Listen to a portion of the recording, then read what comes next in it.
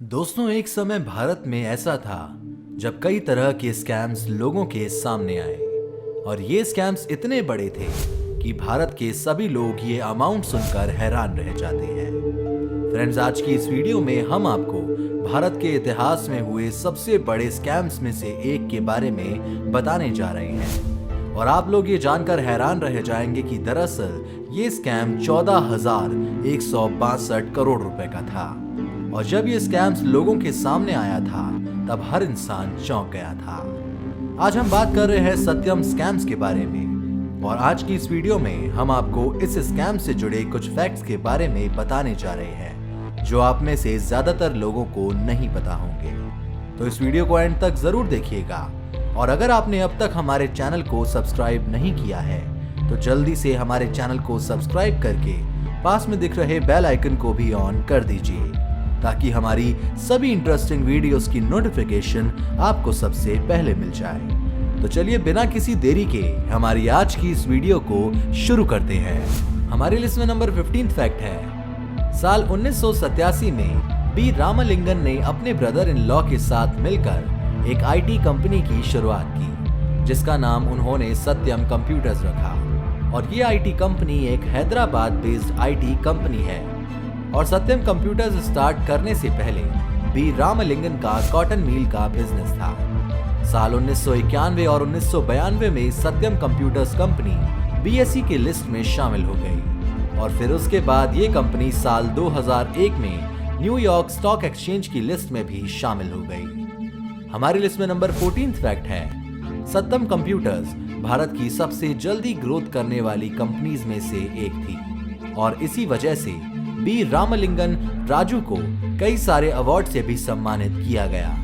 और उस समय सत्यम कंप्यूटर्स अपने बहुत ही अच्छे ट्रैक पर काम कर रही थी। मगर उस समय रियल एस्टेट के बिजनेस में काफी ज्यादा ग्रोथ और डिमांड बढ़ रही थी और यही देखते हुए रियल एस्टेट के बिजनेस और उससे होने वाले प्रॉफिट्स ने बी रामलिंगन का ध्यान अपनी ओर आकर्षित किया। हमारी लिस्ट में अब नंबर 13 फैक्ट है।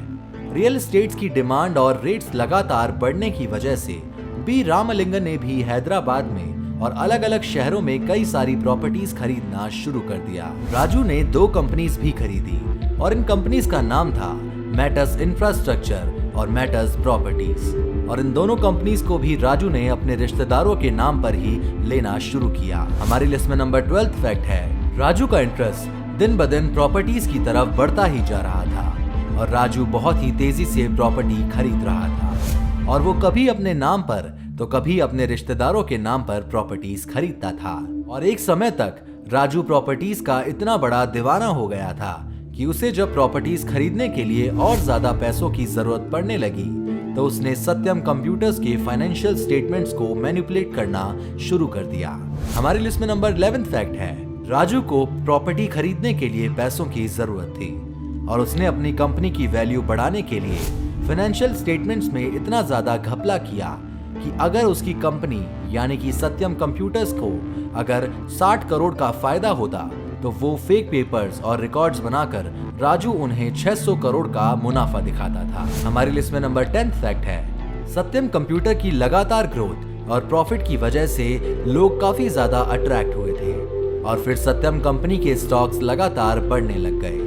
और इन बढ़ते शेयर प्राइसेस की वजह से राजू यानी कि बी रामलिंगन और उसके ब्रदर इन लॉ को काफी ज्यादा फायदा हुआ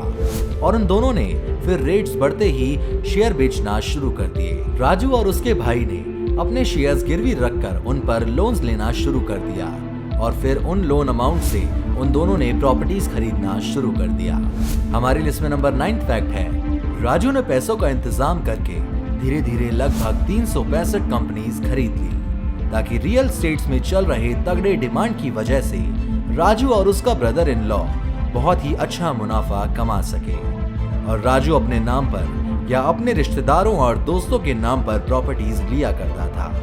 आप लोग सुनकर ये हैरान रह जाएंगे कि राजू ने अपने रिश्तेदारों के यहाँ काम कर रहे नौकर जिनकी तनख्वाह केवल 4 से 5 हजार रुपए थी उनको भी राजू ने अपनी 365 कंपनीज में से कुछ कंपनीज का डायरेक्टर बना दिया और इनके नाम पर ही बी रामलिंगन राजू ने प्रॉपर्टीज खरीद ली। हमारी लिस्ट में नंबर 8 फैक्ट है। राजू ने अपने कई सारे रिश्तेदारों को और अपने कई सारे दोस्तों को भी कुछ कंपनीज का डायरेक्टर बना दिया।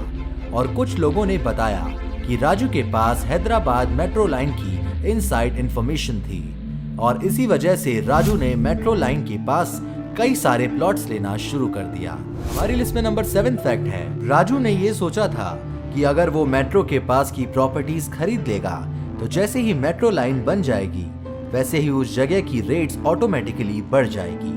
और राजू उन सभी प्रॉपर्टीज को बेचकर बहुत मोटा मुनाफा कमा लेगा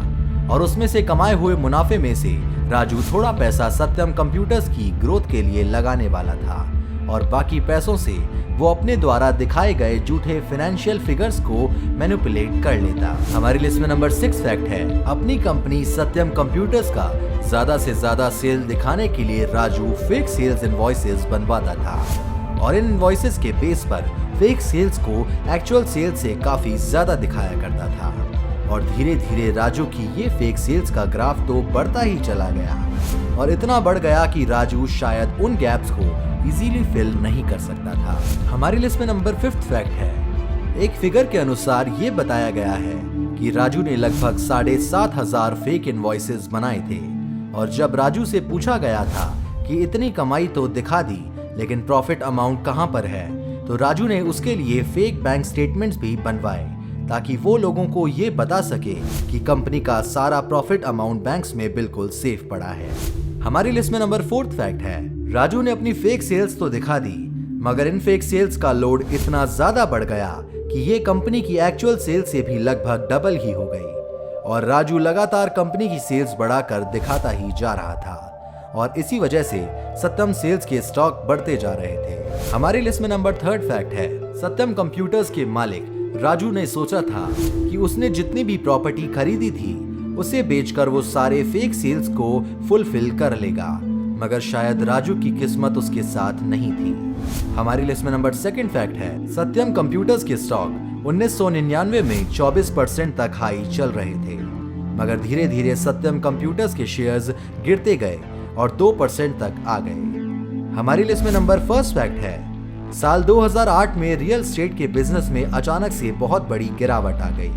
और इसकी वजह से राजू यानी कि सत्यम कंप्यूटर्स के मालिक का पूरा प्लान फेल हो गया। साल 2008 में world council of corporate governors ने सत्यम कंप्यूटर्स को ग्लोबल पीकॉक अवार्ड से भी सम्मानित किया था मगर उसके बाद ठीक 4 महीने बाद ये सारा का सारा स्कैम सामने आ गया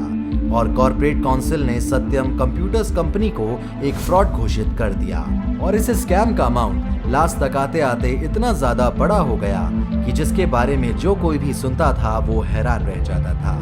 और इस स्कैम की वजह से सत्यम कंप्यूटर्स के इन्वेस्टर्स को 14,162 करोड़ रुपए का नुकसान हो गया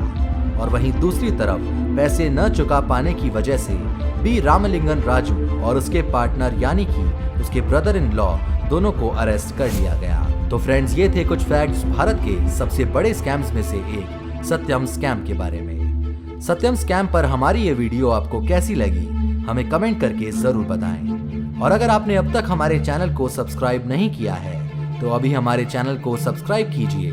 और पास में दिख रहे बेल आइकन को भी ऑन कर दीजिए ताकि हमारी सभी अपकमिंग वीडियोस की नोटिफिकेशन आपको सबसे पहले मिल जाए। और इस वीडियो को एंड तक देखने के लिए थैंक यू सो मच।